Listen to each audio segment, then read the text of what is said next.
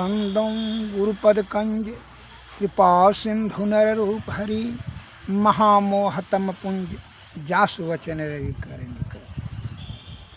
भक्तगणों को तथा धर्म अनुरागियों को मेरा हार्दिक नमन। आत्मा और परमात्मा का अस्तित्व क्या है? उपनिषद में एक कथा आई है। किसी समय एक ऋषि ने अपने विद्वान पुत्रों को ज्ञान की बात बता रहे थे, ब्रह्म ज्ञान की बात। दिव्यो हुयमूर्तः पुरुष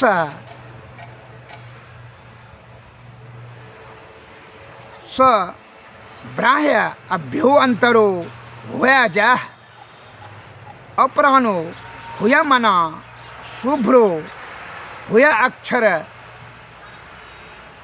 त परतः परः। अर्थात यह जो वाक्य है मुंडको उपनिषद में आया है, इसका अर्थ यह होता है वह अक्षर ब्रह्म निश्चय ही दिव्य अमूर्त पुरुष वहार भीतर विद्यमान अजन्मा अपराण मनोहीन विशुद्ध एवं कार्य वर्ग की अपेक्षा अक्षर अव्यक्ताकृत प्रकृति से भी उत्कृष्ट है। और बताया कि जो वाणी के द्वारा नहीं बतलाया जा सकता बल्कि जिससे वाणी बोली जाती है उसको ही तू ब्रह्म जान। अपने पुत्र को वो महर्षि समझा रहे थे कि जो वाणी के द्वारा बताने में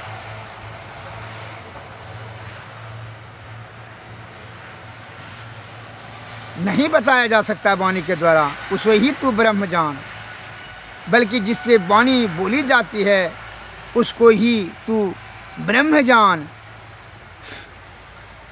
वाणी के द्वारा बताने में आने वाला जिस तत्व की लोग उपासना करते हैं वह ब्रह्म नहीं है। जिसको चक्षु के द्वारा नहीं देख सकते बल्कि जिसे चक्षु देखता है, चक्षु ने जो देखता है उसको ही तू ब्रह्म जान। चक्षु के द्वारा देखने में आने वाले जिस दृश्य वर्ग की लोग उपासना करते हैं वह ब्रह्म नहीं है। जिसको मन से नहीं जाना जा सकता बल्कि जिससे मन जाना जाता है उसको ही तू ब्रह्म जान।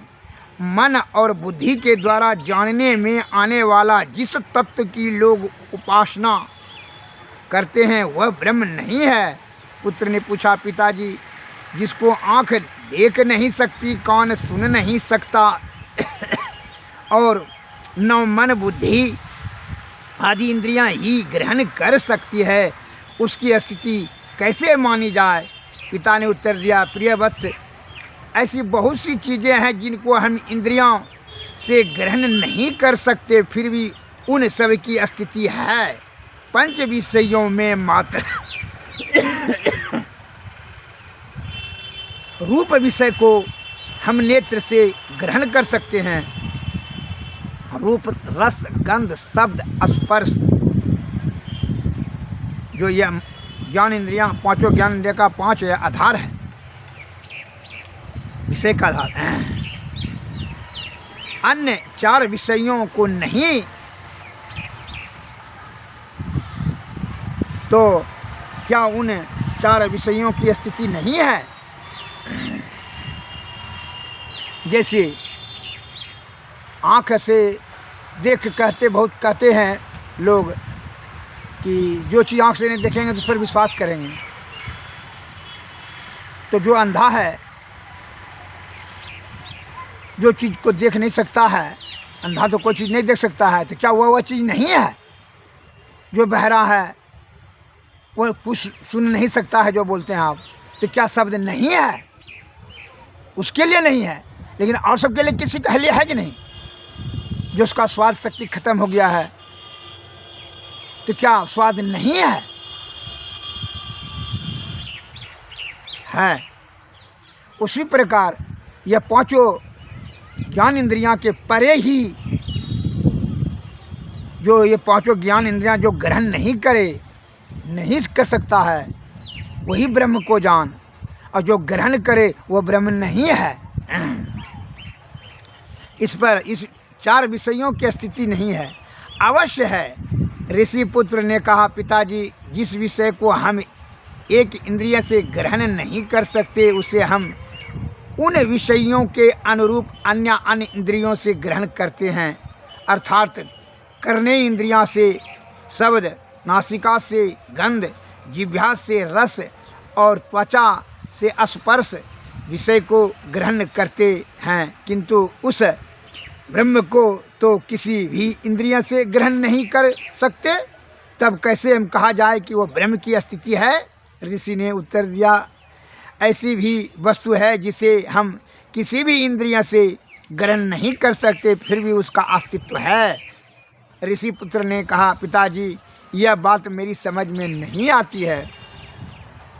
तो ऋषि ने उसे निकट के बट वृक्ष, बरगद के वृक्ष से एक फल लाने के लिए आदेश दिया। पुत्र ने शीघ्र ही एक फल लेकर के आया, सम्मुख उपस्थित किया। पिताजी ने उसे फोड़ने की आज्ञा दी। पुत्र ने उस फल को फोड़ कर देखा, उसमें अनेक दाने निकले बरगद के फल में, और पुत्र ने उसे फल को फोड़ देखा, उसके अनेक दाने थे। पिता ने उन अनेक दानों में से एक दाने को पुनः तोड़ने की अनुमति दी। पुत्र ने उसे भी तोड़ करके देखा, उसमें दो दालें थी। पिता ने पूछा, उन दो दालों के बीच में क्या है? पुत्र ने कहा, कुछ नहीं। पिता ने कहा, प्रिय बस, जिसे तुम कुछ नहीं कहते हो उस अव्यक्त तत्व से ही इतना बड़ा विशाल बट वृक्ष व्यक्त हुआ है। जब बीज के बीच में कुछ नहीं है, खाली जगह है, तो वही कुछ नहीं से तो जैसे विशाल वृक्ष बनता है। अंकुर होता है, अंकुर से छोटा हो करके अंकुर से पौधा होता है, पौधा से बड़ा विशाल वृक्ष बनता है।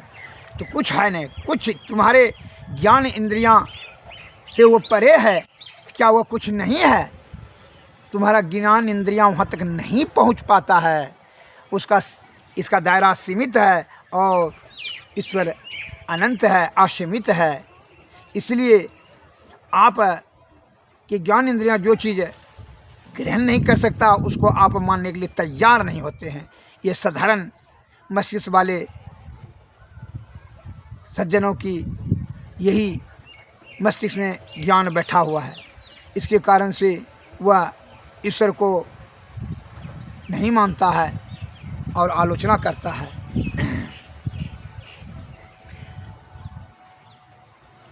अव्यक्त तत्व सूक्ष्म होने के कारण इंद्रिय अग्राह्य है। अव्यक्त जो है तत्व सूक्ष्म, अति सूक्ष्म होने के कारण से इंद्रिय अग्राह्य माना ग्रहण नहीं कर सकता इंद्रियां। इसी भांति परम प्रभु परमात्मा सूक्ष्म अति सूक्ष्म होने के कारण बाह्य इंद्रियों को कौन कहे? अंतरे इंद्रियां मन, बुद्धि, चित्त और अहंकार से भी ग्रहण होने योग्य नहीं है। ज्ञान इंद्रियां छोड़ दीजिए, अंतःकरण इंद्रियां जो है मन, बुद्धि, चित्त और अहंकार, यह भी ग्रहण नहीं कर सकता है। किसको? ईश्वर को। उससे भी परे हैं।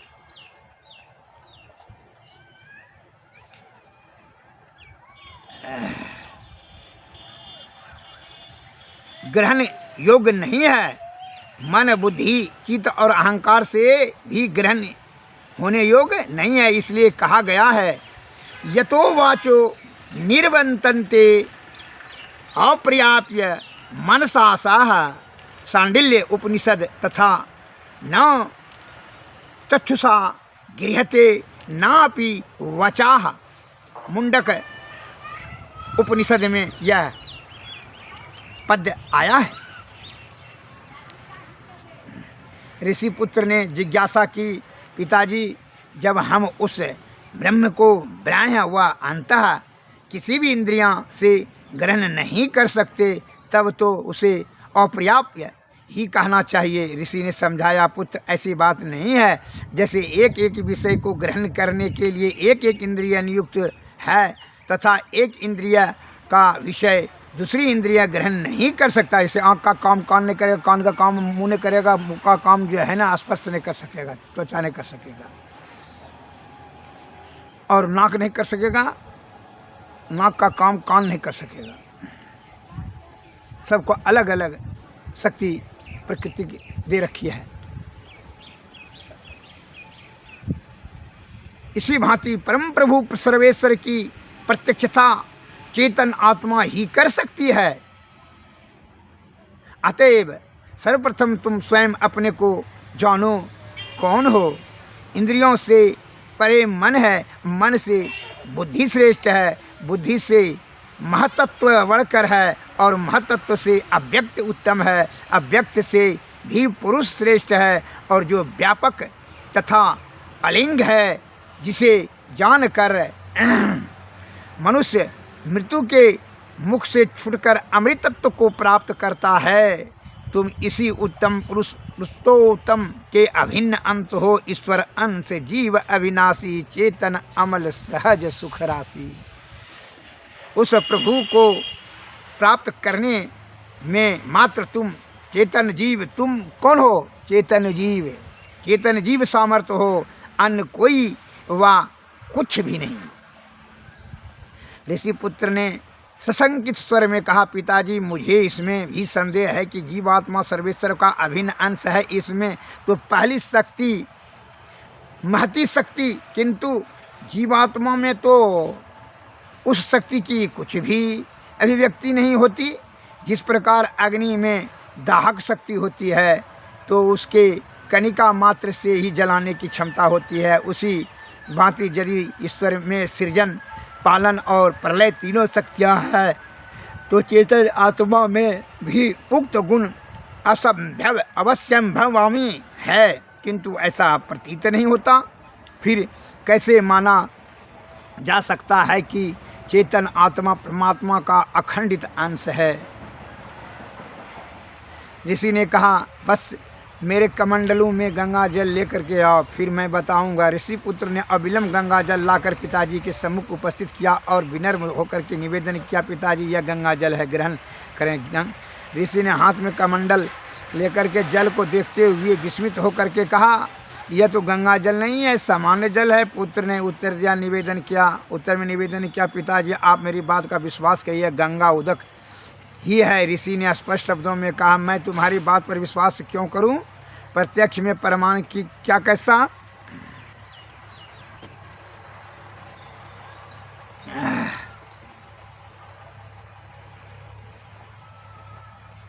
गंगा जी की बड़ी लंबी चौड़ी धारा होती है जिसमें निरंतर उधम गति से जल प्रवाहमान होता रहता है, जिसमें बड़ी बड़ी मछलियाँ और मगरमच्छ आदि जैसे बड़े बड़े जीव जंतु रहते हैं। सहस्रों नारी नर इसके कुल में स्नान आदि करते हैं। उसकी वेगवती धारा बड़े से बड़े शहरों को पल में भी विनष्ट कर सकती है, किंतु इस जल पात्र में जल में तो मुझे वर्णित गंगा जी का एक भी गुण गोचर नहीं होता। इसे गंगा जल कैसे कहा जाए? पुत्र ने विनीत स्वर में कहा, पिताजी वह तो गंगा जी की महती मैंने बड़ी धारा है और इस कमंडलू में तो उसका अल्पमांश मात्र है, अल्पांश मात्र है, मैंने बहुत कम है। इस उस महती धारा की महती शक्ति और उसके महान गुण इस कमंडल जल में किस भांति प्रदर्शित हो सकते? सिंधु से बूंद की समता कैसे हो सकती है पिताजी? किंतु इतना तो अवश्य है कि तत्व रूप में दोनों अभिन्न हैं। ऋषि ने कहा, पुत्र इसी भांति परमात्मा विभु है और चेतन आत्मा अनु है। विभु के समस्त गुण अनु में गोचर हो, कैसे संभव है?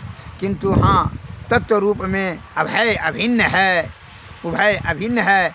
जैसे मठा आकाश महदा आकाश का अभिन्न अंश है, उसी भांति चेतन आत्मा परमात्मा का अखंडित अंश है। इसी चेतन आत्मा के द्वारा परम प्रभु सर्वेश्वर ग्रहणीय है। चेतन आत्मा के द्वारा ही परम प्रभु सर्वेश्वर ग्रहणीय है, ग्रहण के योग है। किंतु बात यह है कि यावत पर्यंत जीवात्मा शरीरों और इंद्रियों के संग रहता है, तब तक पर्यंत उसे ब्रह्म की प्रत्यक्ष अनुभूति नहीं हो पाती। इस हेतु आवश्यकता है उस प्रक्रिया की अभिज्ञता की, जिससे चेतन आत्मा के शरीरों और उनके कारणों से पृथक किया जा सके। फिर तो वह स्वतः सूरदास जी के शब्दों में कहेगा, जैसे कमंडल में है तब तक वह गंगा जल पूजनीय नहीं है, उसमें गंगा की जल के नदी के समान उसमें शक्ति नहीं है। लेकिन वही कमंडल का जल जो है अगर गंगा नदी में देता है, फिर वह उसकी शक्ति उसमें आ जाएगी, फिर वह भी पूजनीय हो जाएगा और वंदनीय हो जाएगा। सूरदास जी के शब्दों में कहेगा, सूरदास जब यह मति आई, वे दिन गए अलेखे, कह जाने दिनकर की महिमा, अंध नयन बिनु देखे। सूरदास समझे कि यह गति, मन ही मन मुस्कायो, कहीं न जाए या सुख की महिमा। जो गुंगो पुर खायो गुड़ खायो, जैसे गुंगा ने गुड़ खा लेता है, उसका मिठास का वर्णन नहीं कर सकता है, वो खुशी के मारे उछल जाता है। उसी प्रकार जो सूरदास जी ने जब वह अनहद नाद पर जो है ईश्वर का अनुभूति किया, देख लिया, वह खुशी से परम आनंद की प्राप्ति करके अत्यंत खुशी से उसका शब्द वर्णन नहीं किया जा सकता है।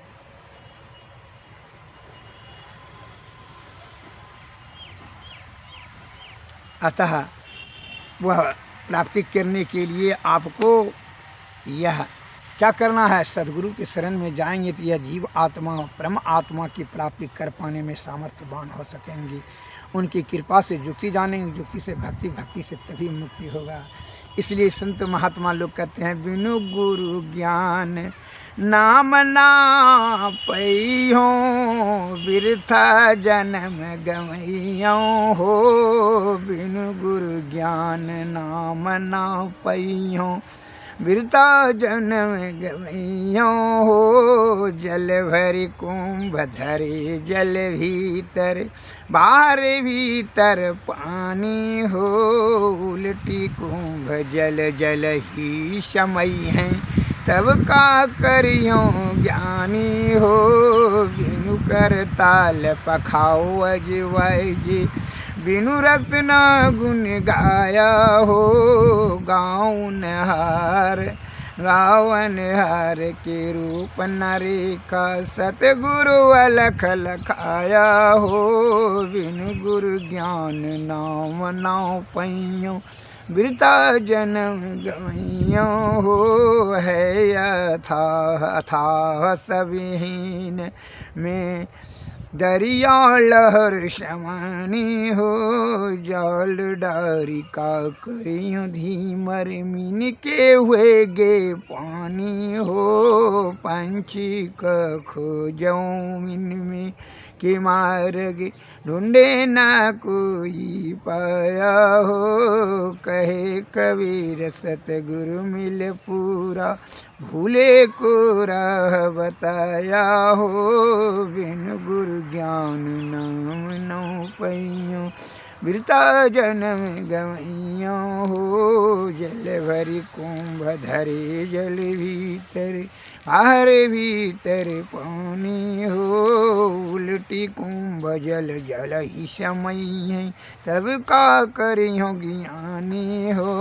बिन कर ताल पखाओ वजी, बिन रस न गुण गाया हो। श्री सद्गुरु महाराज। बिना सत गुरु नर रहत भुलाना, खोजत फिरत राह नहीं जाना। के हर सुत ले आयो गड़रिया, पाल पोस उनकी न सयाना, करत कलोल रहत अजयन संग। आपने मर्म उन्हीं नहीं जाना, के हर एक जंगल से आयो, के हर एक जंगल से आयो।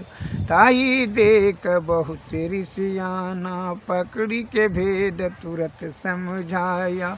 आपन दशा देख मुस्काया, जस कुसंग कुरंग बिच वसत वासना, खोजत मूड फिरत चौगाना। कर उपवास मने में देखे, यह सुगंधि धो कहाँ वखाना बसाना। अर्ध ऊर्ध बिच लगने लागी हैं, शक्य रूप नहीं जात वखाना। कहे कबीर सुनो भाई साधु, उल्टी आयु में आयु समाना। बिनुगत गुरु नर रहत भुलाना, खोजत फिरत राह नहीं जाना। के हर सुत ले आयु गड़ेरिया, पाल पोस उनकी न सयान। करत कलोल रहत अजयन संग, आपन मर्म उन्हीं नहीं जानो। इसका क्या अर्थ होता है, क्या समझ? खाली भजन सुनने से नहीं होगा, सब सुनी समझें मन मुदित मनो। मन जहीं जहीं अनुराग, लहीं चार फल अक्षत जनो। साधु समाज प्रिया। भजन में एक एक शब्द में गुणार्थ छिपा हुआ गंभीर ज्ञान है। उसकी सार बात को समझिए कि एक जो है गड़ेरिया इस भजन के माध्यम से बताया है विद्वान महात्माओं ने। बिना सतगुरु के कृपा से यह जीव आत्मा मल मूत्र मन गुहासक्त, कामासक्त, विषया आसक्त होकर करके नाना प्रकार दुख उठाते रहेगा। क्योंकि इसको यह जीव आत्मा परमात्मा का अंश यह भूल जाता है। शरीर के विषयों में और शरीर इंद्रियों के विषयों में और शरीर के कुसंगति में यह जीव आत्मा की परमात्मा का अंश है। इसको विषय से निकल कर करके क्या करने, परमात्मा में मिल जाना चाहिए। लेकिन यह सद्गुरु के कृपा से ही उनकी जो है यह आत्मज्ञान होगा। उनको जुक्ति जानेगा तब भक्ति से तब मुक्ति होगा। लेकिन जब तक कि गुरु की कृपा नहीं होगा तब कैसे विषय का त्याग हो नहीं सकता है। विषय से आसक्ति हो गया। जिस प्रकार एक उदाहरण दे करके इस पद में समझाया है कि बाघ का बच्चा भूल से बकरी आज मैंने बकरी के बच्चा के साथ में मिल गया, भेड़ बकरी। अब जो है ना उसी के साथ में जो है वो रहने लगा। वो अपने आप को भी जो है वह भूल गया, उसी के साथ में खेलता रहता था, चरता था। एक बार सिंह का जो है दहाड़ जब सुना तो सब भेड़ बकरी तो सब भाग गया। अब ये जो भाग रहा था तो उसने देख लिया, अरे सिंह का बच्चा भी भाग रहा है, इसमें बकरी के जरा में उसको पकड़ा। सिंह ने जाकर के दौड़ कर उसको पकड़ा और उसको दिखाया पानी में, अपना छाई दिखाया और उसका छाई दिखाया। एक ये है क्योंकि तुम हमसे काहे डरते हो, तुम तो सिंह का बच्चा हो, तुम भेड़ बकरी के बच्चे के साथ में क्या खेलते हो, चलो तुम जंगल का राजा हो, तुम यह भेड़ बकरी। उसी प्रकार सद्गुरु की कृपा से ही तुम विषय, उन्होंने कहना है कि जो पिंड के चक्कर में तुम हो, पिंड में तो रहते हुए 9 महीना से ऐबे किए हो और फिर पिंड का में आसक्ति करते हो, फिर गोहासक्त हो रहा है तो कामासक्त हो जाते हो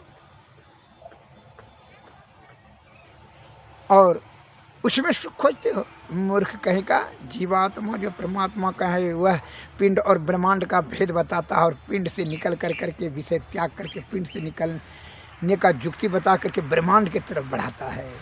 वही सद्गुरु की कृपा से ऐसा संभव है।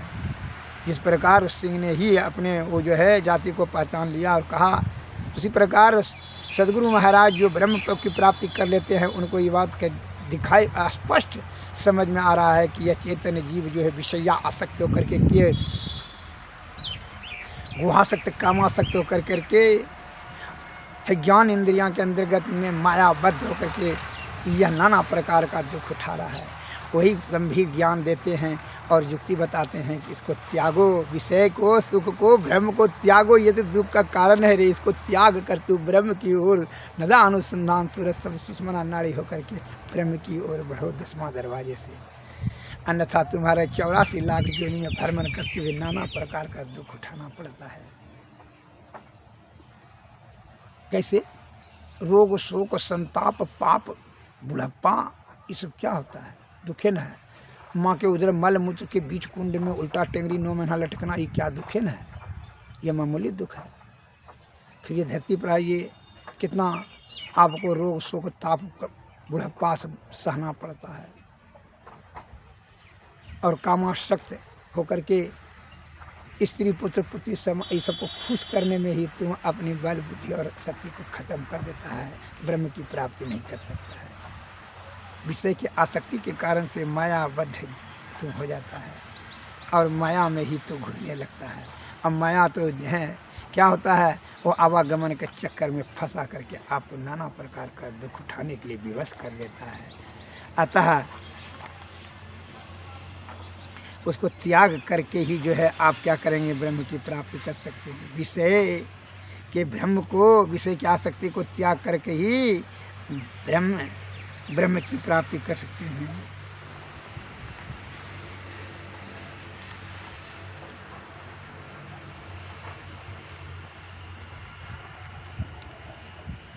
श्री सद्गुरु आरती तन मंदिर में कीजिए, दृष्टि जुगल कर सन मुख दीजिए।